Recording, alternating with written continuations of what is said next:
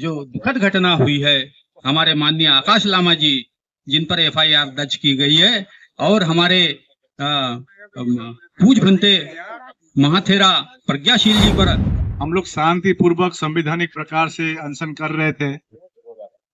FIR हमारे ऊपर 3 FIR किया हुआ है।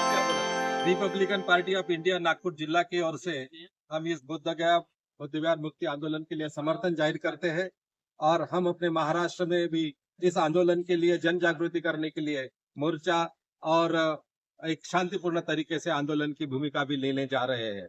हमारे पूरे महाराष्ट्र के जनता का सपोर्ट इस आंदोलन के लिए अवश्य भावी है, और उसके लिए हम पूरी कोशिश करेंगे कि आखिर तक आंदोलन ये यशस्वी हो।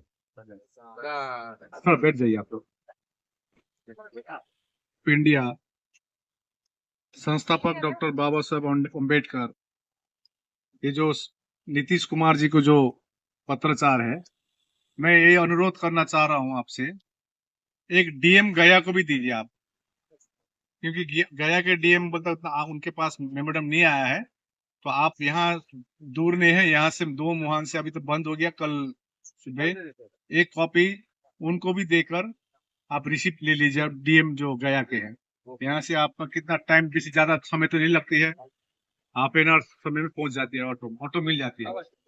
देखिए कितना अतिक्रमण है। हम लोग शांति पूर्वक संवैधानिक प्रकार से अनशन कर रहे थे। एफआईआर हमारे ऊपर 3 एफआईआर किया हुआ है। मेरे नाम से एफआईआर है, आकाश लामा, प्रज्ञाशील महाथेरो और एडवोकेट के बौद्ध के ऊपर एफआईआर किया हुआ है। उसमें 25 लोग के ऊपर भी नाम नहीं दिया है। जबरदस्ती नोटिस थमाना चाह रहे थे, हम लोग साइन करने से मना कर दिया। अभी एडवोकेट अभी बात हो रही है, तो अपने जगह पर ही धरने में बैठना, और हम लोग ने 1 महीने पहले ही अनुमति के लिए दिए थे, तो ये जबरदस्ती हम लोग नोटिस नहीं ली एडवोकेट के सलाह से, तो समझ जाइए क्या चल रही है। तो एनीवे, अगला वक्ता के रूप में परम पूज्य बोधिसत्व डॉक्टर बाबा साहेब भीमराव रामजी राव आंबेडकर साहेब, दीन दलितांचे प्रमुख मार्गदाते क्रांतिबा ज्योतिराव फुले आणि सर्व भारतातील समस्त विश्व बांधवांनो, इसमें कोई दो राय नहीं कि मैंने अभी जो कुछ शब्द कहे वो मराठी भाषा में कहे, क्योंकि बाबा साहब अम्बेडकर कहते थे कि हिंदी अगर मेरी माँ है तो मराठी मेरी मौसी, क्योंकि दोनों भाषाएं जो है देवनागरी लिपि में। अगर यदि आपको हिंदी भाषा का ज्ञान है और कोई अगर आपको मराठी भाषा का अखबार दे दे, तो आप बिना गुरु के भी आप उसे मजे से पढ़ सकते हो। उसके बाद थोड़े थोड़े देर अंतर में आपको समझ में आएगा कि शब्द कुछ है। लेकिन जिस तरह हमारा भाषा का रिश्ता है, उसी तरह हमारा सांस्कृतिक और राजनीतिक भी रिश्ता है। जो सांस्कृतिक और राजनीतिक रिश्ता है वही हमारा आध्यात्मिक रिश्ता बनाता है कि हम समस्त भारत के लोग विश्व गुरु के रूप में आज भगवान बुद्ध के धम्म के कारण और उनके गुण गौरव के कारण विश्व गुरु के रूप में विराजमान है। मैं आज ये साथियों आपको बताना चाहता हूं कि आज इस महाबोधि महाविहार मुक्ति आंदोलन के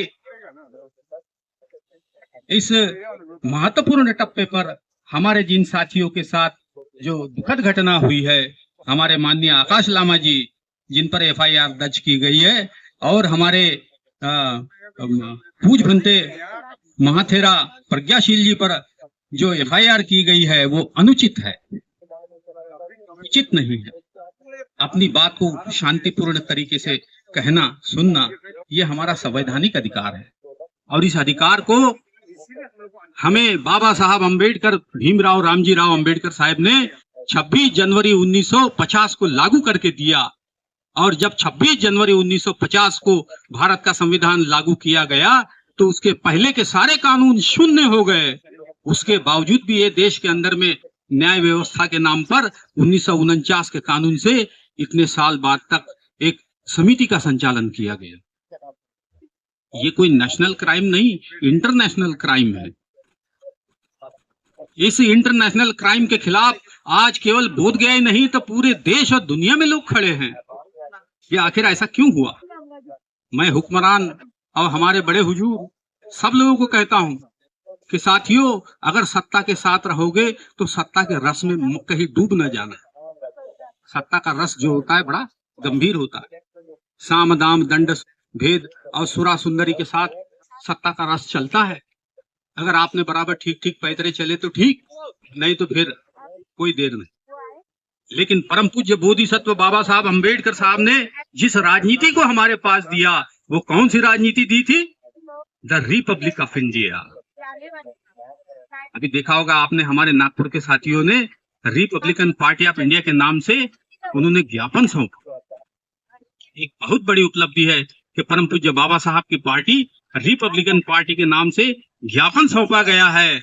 और साथ ही कल की आपने देखा होगा कि बहुजन समाज पार्टी की तरफ से भी हमारे प्रदेश अध्यक्ष अहिरवार साहब आए थे, उन्होंने भी ज्ञापन सौंपा है। और इसके पहले हमारे परम आदरणीय बोधिसत्व बाबा